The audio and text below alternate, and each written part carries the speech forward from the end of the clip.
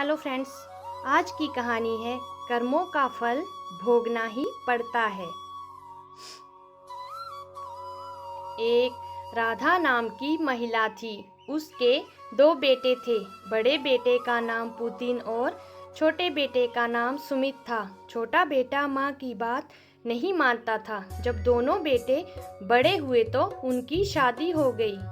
जब राधा के पति की मृत्यु हो गई तो राधा अकेली हो गई।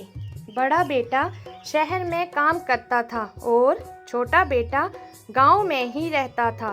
छोटे बेटे ने संपत्ति के लिए मां को घर से निकाल दिया। जब बड़े बेटे को इस बात का पता चला तो वह अपनी मां को अपने साथ ले गया और उसका भरण पोषण करने लगा और अच्छे से मां का ध्यान रखने लगा। कई साल बीत गए। छोटे बेटे सुमित के बेटे भी बड़े हो गए। वह भी अपने पिता सुमित की तरह ही निकले।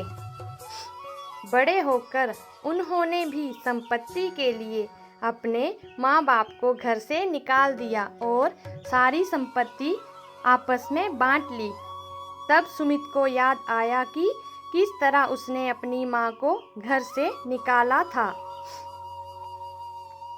और अब उसे अपनी गलती पर पछतावा हो रहा था। पर अब बहुत देर हो चुकी थी और पछताने के अलावा कोई रास्ता नहीं था। नीति ने उसे अपने कर्मों की सजा दे दी।